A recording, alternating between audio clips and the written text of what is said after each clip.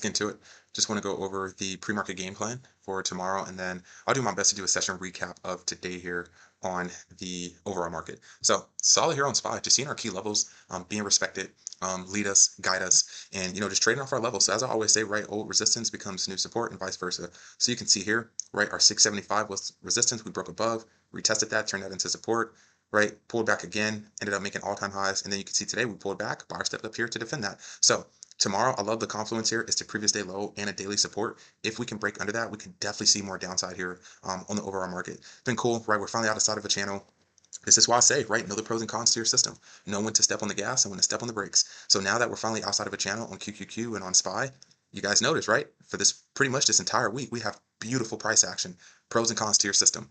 Cons to the break and retest, channels, and consolidations. So just beautiful here, seeing our key levels being respected. We broke under, retested here, broke under, retested here, ended up, right, no surprise here, buyer stepped up, pushed this thing all the way back up, just acted as resistance, support. So I'm just showing you, right, the power of key levels, just trusting them. So going into tomorrow, right, we can definitely see some more downside here. If SPY wants to stay under this 675, we can see something like this. Or, if we want to break and retest back over this and it's a reclaim over the previous day low, just be cautious there. Even though we are trending to the downside, we can still have a bull day where the bulls, right, are just in control on the intraday. And then, right, just be cautious going short into this 670.20. It's a weekly level, so you can definitely expect, some strong buyers to step up there. QQQ, super solid here on the Qs. Analysis was pretty much spot on. Key levels being respected. Same thing here on the Qs, right, as it is tomorrow on the SPY, right? If we can break under 594.90, which is also the previous day low, I love the confluence, we can definitely see some more downside. So depending, how far we gap down, we can look for a pop and fade for continuation. If we want to reclaim that, just be cautious as well. And then super solid, right? 599.35, we saw more downside. Set that today. In the pre-market, I said, hey, if QQQ breaks under weekly support level 599.35, which is also the previous day low, we can see more downside in this market. And that's exactly what happened here. So just super solid here on the Qs. Finally, right, trending lower outside of a channel. That's exactly what you want to see. So going into tomorrow, right, if we can get under 594.90 or stay under, we can definitely see some more downside. You can see here on the weekly, I'm actually going to go here, right, how quick we have broken. Just bears are in control. No surprise, right? Weekly double top here, just leading to the downside. If we give up this 587.85, we can 100% see more downside. So just be very cautious tomorrow, right? I know we're trending, I know we're pulling back, but we are pulling back to some very strong support levels. You can see how strong this weekly support is here. Right, we ended up breaking here, that led to that. We ended up pulling back here, that led to that. So don't be surprised if we approach this 587.85 and see strong buyers step up here at that key level. Just do not be surprised. So don't get comfy. Do not get comfy. Read the price action, respect your key levels. I will be a little cautious, shorting some names if I start to see QQQ, hold this 587.85. If we break under that, we can definitely see more downside, 100%. IWM. So I'm actually watching IWM here for a couple of things. I'm watching this for a potential swing trade that's setting up, but I'm also watching this to play the pullback here. I'm actually going to go to the daily. We were watching this today on the close watch list. I ended up skipping the trade, which was a good skip just because we were already so extended and SPY was finding some support and everything was bouncing. So you can see we've just been stuck in this channel respecting our key levels. So I'm looking for tomorrow, the pullback short. You can clearly see we got the breakout today. We still need that retest. Now you may be thinking, well, this is a trending chart, Kel. Why are you looking to short this? I'm playing the pullback long here. So if I short, I'm just playing the pullback. The swing trade that I'm looking at for on IWM is we broke this key level on the weekly time frame. We still need to retest that. So you can see this thing is definitely stair-stepping higher. If we can get in here, I love this. That's a great swing trade. So I'll give you guys a little free tip there, which is super solid to look for. Actually, not the swing trade in lesson. Give me one sec. It would be on the weekly. Let me get rid of this. Give me one sec, guys. Here, weekly time frame. So see what I mean here? Look at that. We broke on the weekly. Like I said, the break and retest happens on every time frame. We pulled back, retested, all-time highs. So what do you notice about our 252.75?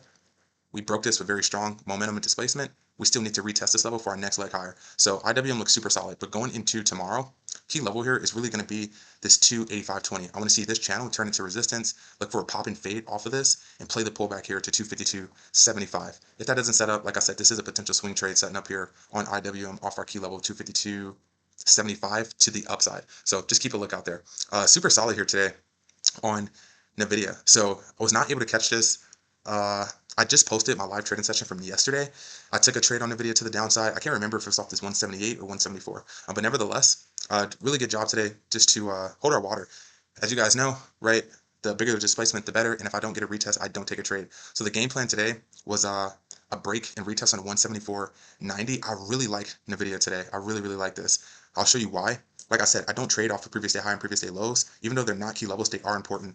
And the one thing that I noticed about NVIDIA compared to really all the other tech names outside of Apple was this was the only name that was opening up and did not take out the previous day low liquidity. We're trending to the downside, so it's unmitigated liquidity. Price can, I'm expecting price to gravitate towards there, and you can see happened perfectly, and we actually just ended up holding this previous day low all day today on NVIDIA. So that was the game plan coming into today. But if I don't get a retest, right, I don't take a trade. I don't FOMO. So you can see here, ended up getting a solid breakout, solid breakout, and then right, just never got that retest. We ended up just pulling back here on NVIDIA. So that being said, going into tomorrow, the game plan here, let me go here to the 15-minute for me, and stick with me now. This is very important. So the game plan for me on NVIDIA, because we are trending lower, it's going to be a pop and fade off of 174.90. Now, this is if we come into the market and we really haven't taken out this previous day low during the pre-market, right? Because then that's unmitigated liquidity. I'm only looking to short off of this, targeting down here, or a short off of 170, which is a breaker structure. We are 100% bearish bias if that occurs. But let me make this very clear, very, very clear. Be careful. Be very, very careful. Look at this. This is the weekly time frame. Respect your key levels. Every time we pull back here, buyer step up very aggressively at this 170. That is a very strong level. This is a very strong support level on the weekly time frame. The higher the time frame, the stronger the level. You can see even last time, we had a little bit of a peak and fell, right? Looked like we ended up giving it up. Nope. Upside. We pulled back again, buyer stepped up, defended this. We pulled back again, buyer stepped up, defended this, and pushed this back up. So be very, very careful. As I always say, the bigger the breakout, the better. You need displacement. So that's the only way you can avoid, a liquidity grab, a bear trap, or getting faked out here, however you want to call it. But you need proper displacement, right? I have this specified here. Be careful, right? Because some people, right, may go into tomorrow and you say, okay, I'm looking for a break and retest under the previous day low, and you are not realizing that you are going short into a strong weekly support level here on the weekly time frame. So just be very, very careful. The last time we were under here was on the 1st of September, September 1st. So it's been a very long time. So if we give this level up, that is a big deal here on NVIDIA. So that's my pre-market plan going into tomorrow here on NVIDIA. Right, pop and fade off of 174.90, targeting the bottom of this range, or a break and retest under 170. If we just want to sit in here, I'm pretty much just hands off on this name, Tesla. So super solid today on Tesla, a lot of these names. So going into tomorrow, I'll go over the pre-market plan first. Going into tomorrow here on Tesla, we ended up breaking this. We were officially bearish buys here on Tesla. I'll zoom out on the daily. So I was looking for a pop and fade off of this or a break and retest under this today. Did not end up getting that. I like that we ended up doing. Okay, I'm back. Sorry about that. My mic ended up cutting out. So, like I said, coming into today, I like that we were able to pull back here until this previous day low, just to see, what reactions have there. Like I said, these are not key levels, but they are important. I use them for context references because, right, it doesn't make sense for me to take a pop and fade off a previous day low and go short into a daily support level. It makes zero sense. So coming into today, I was looking for that. We rejected that. I said, okay, cool. We stayed under the previous day low. If we can break under my daily 395, we can definitely move lower. That was the game plan. It was spot on. A lot of our analysis and thesis were spot on today. I was not able to catch this. If there's no entry criteria for me, I do not take a trade. As you guys know, the bigger the displacement, the better. Some people believe in the instant break and retest. I don't. You got to think long term. You will lose more than you will win. The most important entry criteria to the break and retest is displacement. So it's not about the wick. It's about where did the body of the candle close. To me, that's just not enough. It's not enough displacement there. This was the displacement candle right here. After that closed, then I was looking for the retest. Never got the retest. So what does that mean? No trade.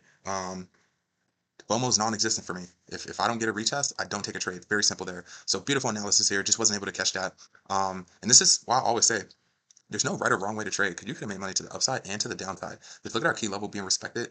Sorry about that. Key level being respected here. We ended up break, good displacement, retest when this market found support and bounce. We ended up trending up higher back into the high day. So just super solid here. Just key level being respected on Tesla. So going into tomorrow, what I will be looking for here is, like I said, a pop and fade off of 460. We still need to retest a short under this 395, targeting the previous day low, which looks super good. And then, of course, if we can fall under 383.20, I'll love that to the downside as well, because then, of course, we'll be under the previous day low, which means price is likely to continue lower. But like I said, be careful on a lot of these names. Be very, very careful because you do not want to go short into a weekly support level. Look how strong the support level is here. on Tesla. It's 380, 320. We ended up breaking that. We retested. What did that do? Straight upside, led to all-time highs. You can see over here, it held at support. So just be very cautious here. Trade in a couple of these tech names tomorrow because, like I said, they are pulling back into some very key support levels on the weekly time frame. So just do not be surprised here if you see some strong buyers step up on some of these names. So, if you're looking to take a short under this previous day low here, just be cautious because you're going long, you're going short into a weekly support level and it can very much do that. So just be very, very cautious. Apple. So today was very, very solid here. Just solid patience on Apple. The pre-market game plan was, hey, I'm not touching Apple until we get over this or a pullback long off of this. And that's the same game plan going into tomorrow. And it was just a solid move because you can see, right? Just because, and this is a difference between missing a trade and skipping a trade, you don't have to take every trade off your key levels. Context matters, location matters. Coming into today, I was like, yeah, anything off this key level is just dead smack in between the previous day high and the previous day low. So it's just not worth it. And lo and behold, it was just the right move. So I want to see this turn into support, and we still need this. We need to retest this. You can see it was resistance, We broke above and never retested this. So looking for this. This is the only name we're not looking to short in the overall market, which is Apple. I love the confluence here because it'll also be over the previous day high. And then give you guys a little bit of a tip here. So something I'm looking for, if this sets up tomorrow, probably play like next Wednesday's cons. Yeah, like Wednesday cons to possibly swing trade this. The reason for this being is because this is our last key level to get above. I'm actually like this. I like to see that. This resistance before we get that. This is our last key level to see. All-time highs here. It's been wild, just crazy rip on Apple. We ended up pulling back, held structure here, 244, and look how quick we are back pretty much at all-time highs. So going into tomorrow, right, I'm looking for something like this. Of course, if that sets up, maybe, once I'm in a decent amount on my size, if that trade goes in my favor, probably scale like 70, 80%, and then just leave some to see if we can just naturally gravitate back towards this. So super cool on Apple just to see what it's been doing. Like I said, I know some people don't like Apple. I do. I call it the sleeping giant.